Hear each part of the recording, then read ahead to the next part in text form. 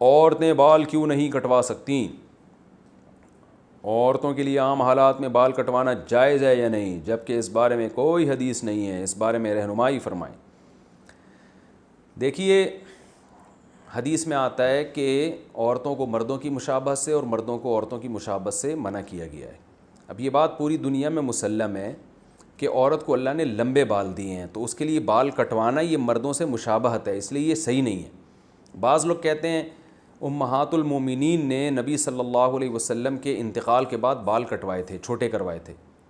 تو اس لیے بعض لوگ کہتے ہیں اس سے پتہ چلتا ہے عورت بال چھوٹے کروا سکتی ہے۔ تو خوب سمجھیں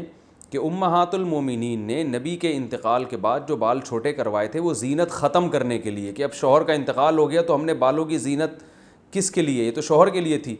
تو زینت ختم کرنے کی نیت سے تھوڑے سے چھوٹے کروائے تھے بال انہوں نے۔ جبکہ آج عورتیں جو بال چھوٹے کرواتی ہیں وہ فیشن کے لیے، زینت پیدا کرنے کے لیے، تو یہ تغییر خلق اللہ ہے، یہ اللہ کی تخلیق کو بدلنا ہے،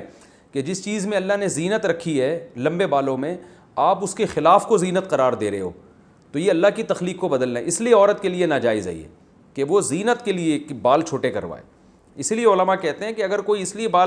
بالوں کے کنارے چھوٹے کر رہی ہے کہ اس سے بال صحت مند ہو جائیں گے تو یہ جائز ہے۔ تو اس لیے عورت کے لیے اس لیے بال چھوٹے کرانا کہ فیشن کے طور پر، زینت کے طور پر، تو چونکہ یہ فساق عورتوں کا شعار ہے، غیر مسلموں کا شعار ہے،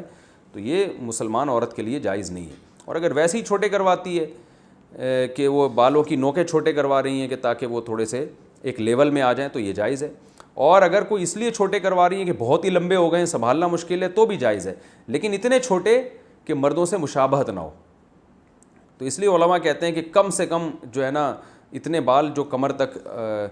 آ رہے ہوں اور جو جس میں چٹیا بن سکتی ہو، بعض علماء نے یہ بھی کہا ہے کہ جو عورتوں کے بال ہوتے ہیں کم از کم چٹیا بن سکتی ہو اس بالوں میں، اگر کوئی بنانا چاہے، تو اس سے زیادہ چھوٹے کرنے کی اجازت نہیں ہے۔